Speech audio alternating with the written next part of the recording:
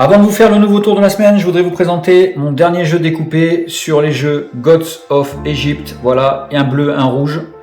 Le dos de la boîte qui est également le dos des cartes, c'est exactement la même chose.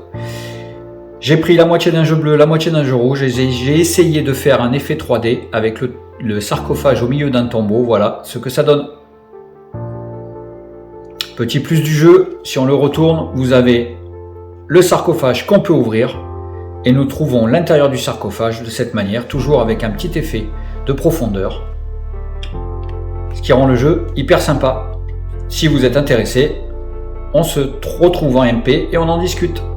Allez, ceci étant fait, on bascule sur le jeu de cette semaine, le Bicycle White Collar.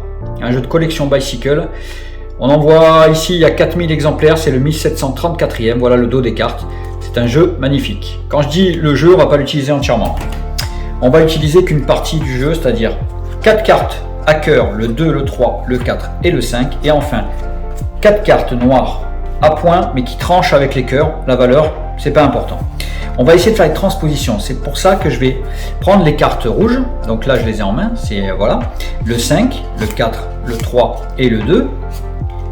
Et ces cartes-là, on va les mettre là. Donc on a dit 5, 4, 3 et 2.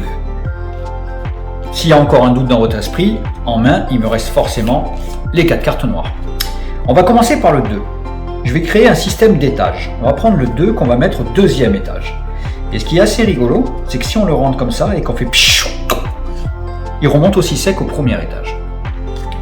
Ça surprend un peu, mais on peut faire mieux. Si je prends le 3 ici, je le mets au troisième étage, ici au centre du jeu, que je le rentre et qu'on attend un petit peu, hop, le 3 remonte aussi sec ici. Normalement à ce stade vous voulez absolument voir ce que j'ai dans les mains pour être sûr que j'ai bien les 4 cartes noires, il n'y a pas de souci. On va recommencer, encore plus dur, 4e étage avec le 4. On est bien au 4e étage, je rentre le 4 au 4e étage, le 4 remonte au-dessus.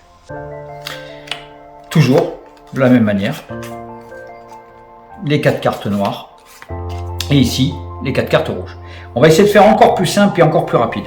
Nous mettons le 5 ici, nous posons et instantanément, en claquant des doigts, le 5 remonte ici. Bien évidemment, il me reste en main une carte noire, 2 cartes noires, 3 cartes noires et 4 cartes noires.